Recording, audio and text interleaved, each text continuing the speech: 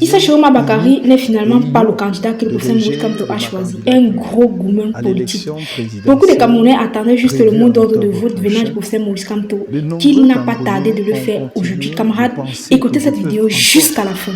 Mes chers compatriotes, malgré la décision inique et ignoble de rejet de ma candidature à l'élection présidentielle prévue en octobre prochain, de nombreux Camerounais ont continué de penser que je peux encore jouer un rôle important quant à l'issue de ce scrutin.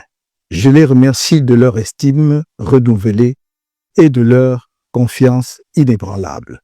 J'ai écouté leurs appels réitérés et me suis résolu à voir dans quelle mesure je pouvais y répondre au mieux, comme c'est toujours le cas lorsque l'intérêt supérieur et l'avenir de notre pays m'interpellent.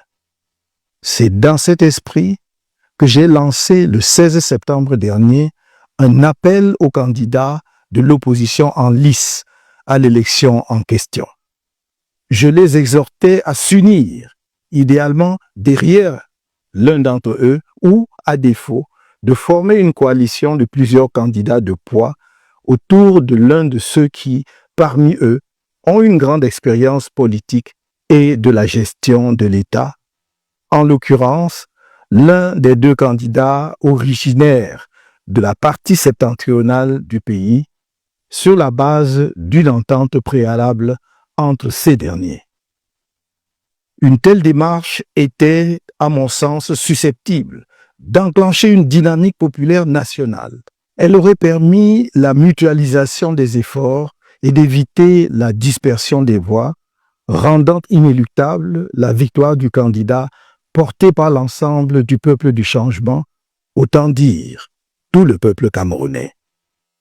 Depuis cet appel, j'ai reçu et échangé avec 7 des 11 candidats de l'opposition, y compris les plus importants, ainsi que quelques personnalités de la société civile.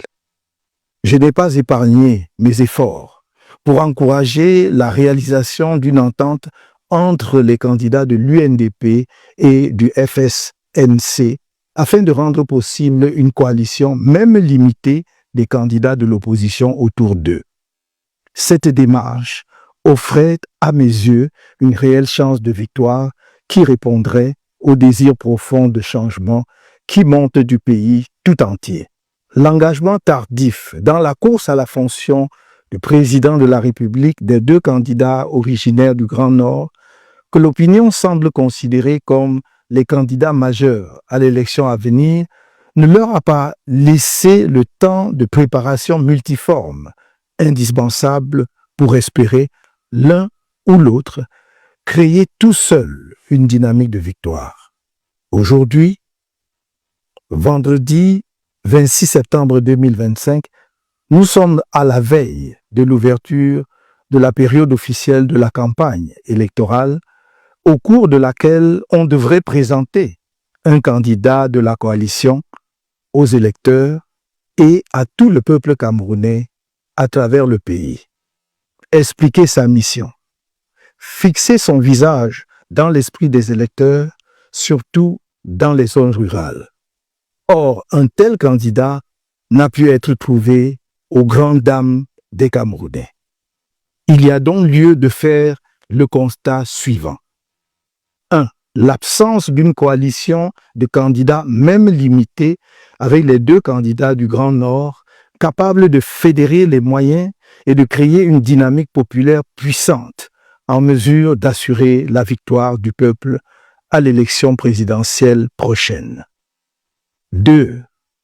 L'existence de profondes divisions au sein de la population, en particulier parmi les soutiens des candidats de l'UNDP et du FSNC, conséquence de l'absence d'une entente pour un seul candidat parmi les deux. 3. La perspective d'un éparpillement des voix susceptible de compromettre sérieusement les chances de victoire d'un candidat de l'opposition. En conséquence de tout ce qui précède, nous, Maurice Kamto et l'Alliance politique pour le changement, APC, qui soutenait ma candidature, sommes parvenus à la conclusion qu'il convient de laisser à chaque électeur la responsabilité pleine et entière de voter librement, en son âme et conscience, pour le candidat de l'opposition de son choix lors de l'élection présidentielle prévue le 12 octobre 2025. Vive le Cameroun! My dear compatriots, despite the unjust and despicable decision to reject my candidacy in the presidential election scheduled for next October, many Cameroonians continue to believe that I can still play a key role in the outcome of this election. I thank them for their renewed esteem and unwavering confidence. I have listened to their repeated calls and have resolved to see how best I can respond, as I always do when the higher interests and future of our country are at stake. It is in this spirit that on 16 September, I launched an appeal to opposition candidates running in the election in question. I urged them to unite, ideally behind one of their number, or, failing that, to form a coalition of several strong candidates around one of those among them who has extensive political and state management experience, in this case, one of the two candidates from the northern part of the country, on the basis of a prior agreement between them. In my view, such an approach was likely to trigger a national popular movement. It would have allowed for the pooling of efforts and avoided the dispersion of votes, making the victory of the candidate supported by the entire people of change. In other words, the entire Cameroonian people, inevitable. Since this appeal, I have met and exchanged views with 7 of the 11 opposition candidates, including the most important ones, as well as a number of prominent figures from civil society. I have spared no effort to encourage an agreement between the UNDP and FSNC candidates in order to make possible a coalition, even of a limited one, of opposition candidates around them.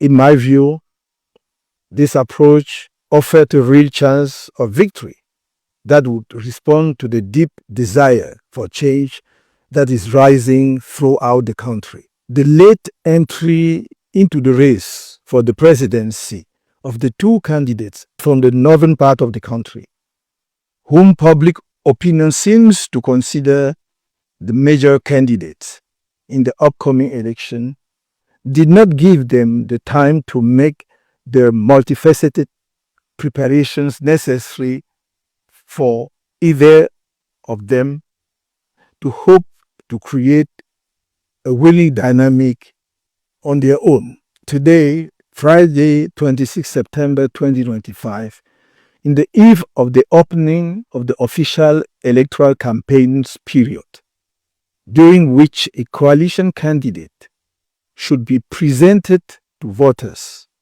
and to all the Cameroonian people across the country, his vision should be explained and his image should be fixed in the minds of voters, especially in rural areas. However, to the great disappointment of Cameroonians, no such candidate has been found. The following observations can therefore be made. 1. The absence of even a limited coalition of candidates, with the two candidates from the northern part of the country capable of pooling resources and creating a powerful popular dynamic likely to ensuring victory for the people in the upcoming presidential election. 2. The existence of deep divisions within the population, particularly among supporters of the UNDP and FSNC candidates, because of the failure to agree on a single candidate between the two. 3. The prospect of a scattering of votes that could seriously compromise the chances of victory for an opposition candidate.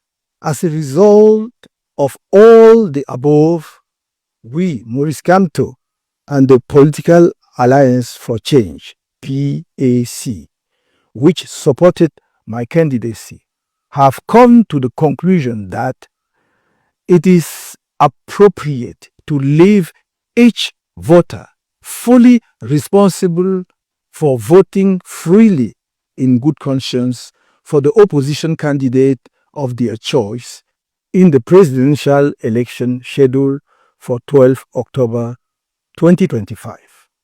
Long live Cameroon.